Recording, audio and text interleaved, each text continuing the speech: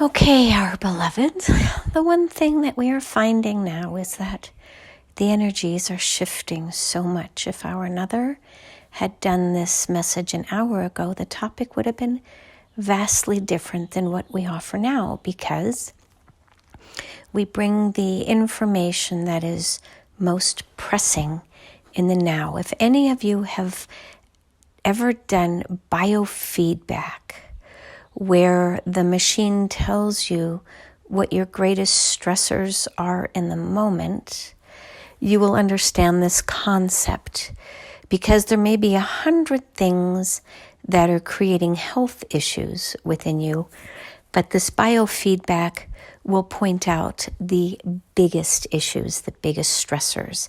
And as you resolve those, then the next level or tier will rise to the top. Energy is much the same, meaning that the collective is working on one topic, one matter, one issue, and then an hour later, it may have morphed to something else. And we have given the analogy of the clouds up in the sky, that energy is merely a snapshot of what you find in that moment. Now we can make some predictions about the future, but the predictions are based on probabilistic likelihoods. It is a mathematical game, if you will. But the practical reality is that so many of you are so highly unpredictable right now that our predictions may not hold true in certain circumstances, because you are acting on some of the least likely probabilistic outcomes, because you are either resistant to following the flow of your life at the moment. You are highly unpredictable because you are being triggered by something which causes you to react rather than respond. And if you have 100 of you doing that, for example, let's use the analogy of horses or cattle on a field. If 100 of you begin to behave unpredictably, you can create a stampede where others will follow suit. And it may be energetically, or it may be physically occurring in the real 3D. So we wish to just point this out, that you are in these highly volatile times. And while we can, with great certainty, predict the overall outcome, because the energy that you all reside within now only allow you to get through one gate in the fence, if you will.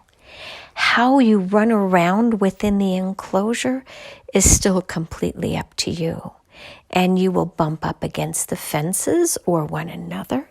You may run in the wrong direction at times. Some of you may fall into what we would call sinkholes or headbutt one another. There are many ways that you all can express yourselves.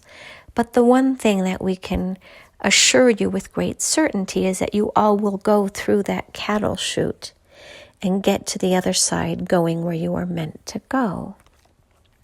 But how you get there is highly unpredictable in many circumstances. Now, if you live in the countryside, for example, where you only have 100 people who reside within your community, and you are not on the internet, you don't watch the news, therefore you live your life by your own inner guidance, that means that you will have less outer interferences that can affect your inner world. However, if you live in a big city with lots and lots of people with whom you interact and overlay on a daily basis, that may produce a much more unpredictable outcome. If you watch the news, depending upon what it is that you watch.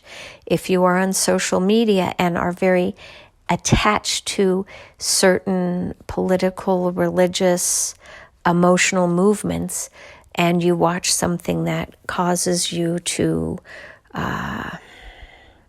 be inspired to take action, if you will, then again, it can change your probabilistic outcome, because one of the factors or inputs into your system is going to impact your output.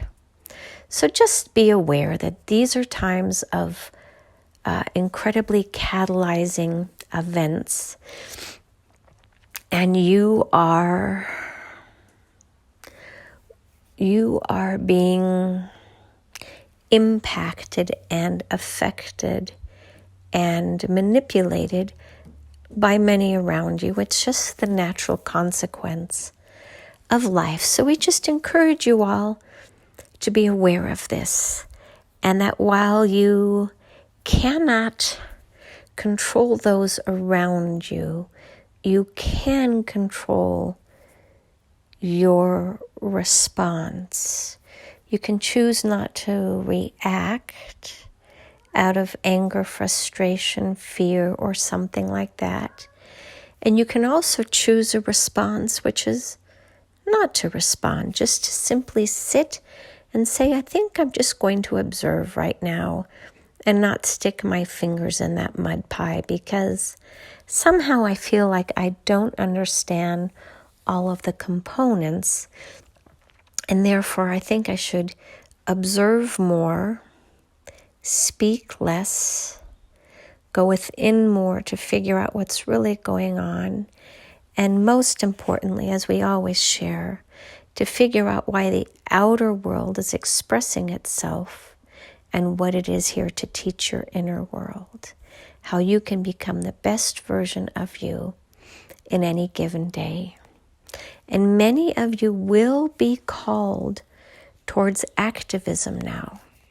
But we ask that if you are being called with that warrior energy, that you do it from a place of love and compassion, that your goal is not to knock down your opponent, but instead is here to bring about meaningful change that you desire to be expressed in the world around you. And so you can have that same energetic fervor, but what is the objective that you have? Is it victim-based, where you want to take down somebody in a reaction of vindictiveness or punishment? Or are you simply saying, regardless of the outcome, I wish to be a voice or an expression of the underrepresented and the underserved, and I will allow the energetic forces to use my voice, my action, my energetic imprint to shift the energetic imprint of the whole in the direction that we most need at this point. If you can set aside the need to control the outcome and simply do your piece of being the voice for the collective, you will find that your journey is much better, it is much easier, and honestly will get you closer to that desired outcome, because you surrender into the process and let go of the resistance in a desire or need to control the outcome. You can become the best version of you, and it may not look like what you think it will look like. It may look vastly different, but if you can go into the flow of the process and simply find your voice right now by speaking up for what you so strongly believe in, Sophie Scholl has called each of you forth to ask you, what are you willing to stand up for? And what are you willing to die for? It is upon you now to speak up, because the collective is finally ready to hear your voice in the most inspiring way that you can present it. And so it is. Namaste.